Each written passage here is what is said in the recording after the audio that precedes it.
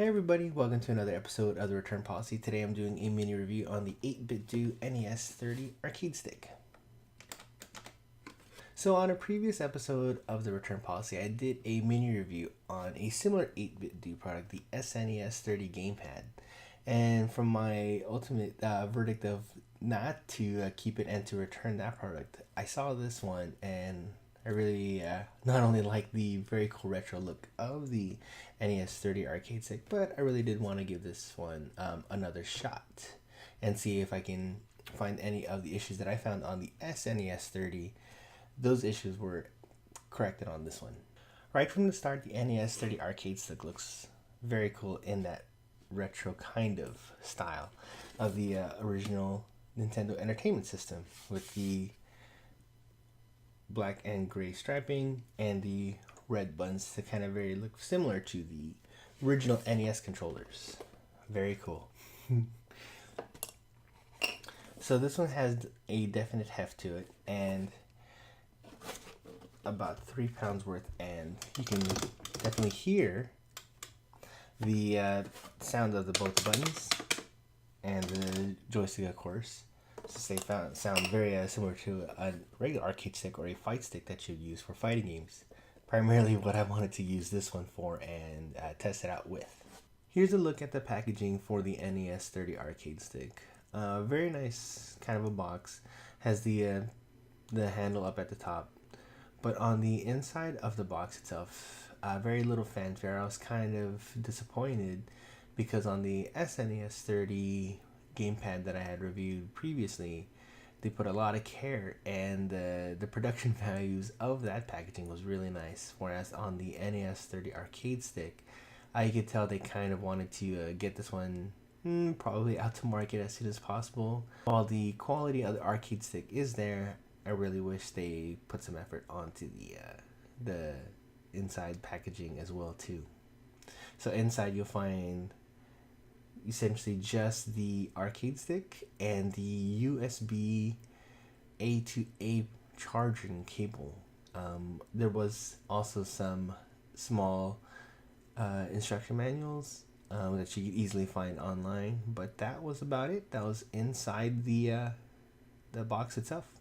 So while primarily I wanted to use this NES30 arcade stick for fighting games, I wanted to give it kind of a more broad type of use and try it with different kinds of games, from arcade action shooters, regular kind of platformers, and just as it performed really well with the fighting games, it worked really well with both of these kind of 2D action or 2D side-scrolling action games perfectly.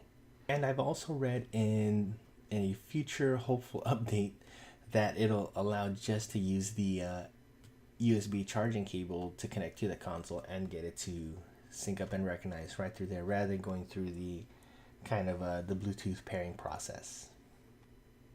And like every kind of arcade stick or a fight stick that you would find today, there's also a turbo button feature. So it was great for using that turbo button feature if you're using it on a side-scrolling shooting game or anything that requires a innumerable amount of button presses to attack or to shoot in this case.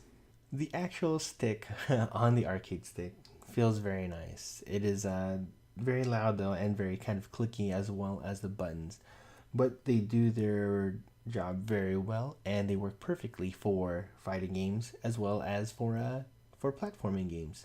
And so I had no real issues trying to nail any kind of specific jumps or timing, jumping and shooting or attacking, or just using this on a regular kind of arcade style, beat 'em up style game, and everything was very responsive.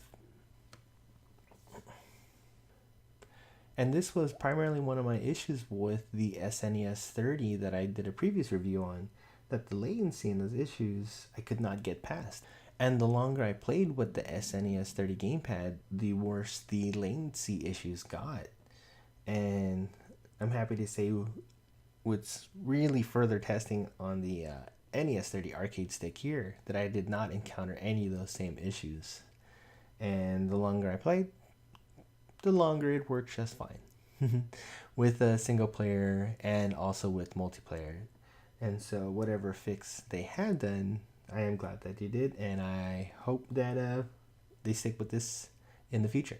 And so while I feel this is a really good and quality product, I wanted to mention one of the biggest issues that I had with the arcade stick, and it may not bother you at all, but if you were to compare the button layouts on the NES30 Arcade Stick, it's actually laid out almost in exact reverse of the Wii U controller layout. And so instead of it being Y then X on the NES30 Arcade Stick, it is X and Y. And as well on the bottom, instead of it being B and A on the Nintendo Switch controller layout, it is A and B. And so on certain games that doesn't allow you to remount the button controls, or if you have to kind of retrain your brain navigating through the menus that A is to go forward, B is to go back, it does take a little bit of getting used to. And for me, it wasn't too much of an issue. It was kind of annoying to go back and change each buttons, especially when I was playing Street Fighter. The buttons were in reverse, so I had to think in reverse to make my light attacks this button, whereas they usually were this button. And when I would play it back on a Joy-Con or the Pro Controller, they were reversed, so I would have to change them back. But hopefully this wouldn't be so much of an issue if this is going to be the main controller that you plan on using. The NES30 Arcade Stick currently goes for $79.99 US, and comparably to other arcade fight sticks or just regular arcade sticks, it is quite possibly a very good buy and very aggressively priced. It is definitely smaller. It's not compatible with the other consoles other than your computer systems or your mobile devices, but for what it needs to do and for what it's designed to do, it does very well.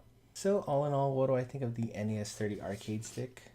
Well, since I originally wanted to test this out based on the issues I had on the SNES30 Gamepad, and I was thoroughly happy and impressed that it did not have that same latency issues, I wanted to say that I really like this as a arcade stick. And if I wanted to use this for fighting games, I had no issues other than the button mapping problems or annoyances.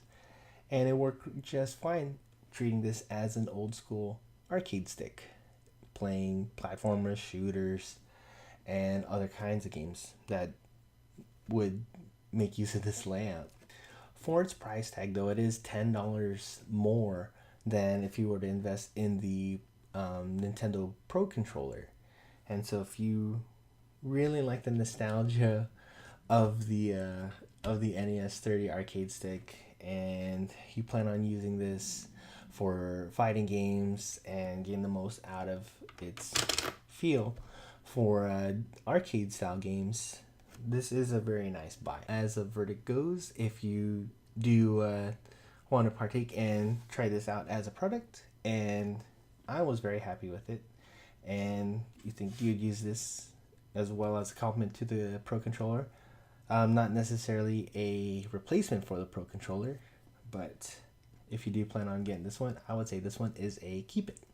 Alright everybody, that's it for me. Thank you so much for taking the time to watch this mini review for the NES30 Arcade Stick. If you like what you saw, or if you were at all informed about this, go ahead and hit that like button. If you weren't informed and you thought this was lame and boring, go ahead and hit that dislike button. That's alright too. And as well, if you want to stick around for the semi-long run, hit that subscribe button as well too. I'm still planning on making quite a bit more of these mini reviews, and I hope to see you there too as well. Alright everybody, thanks again, and see you next time.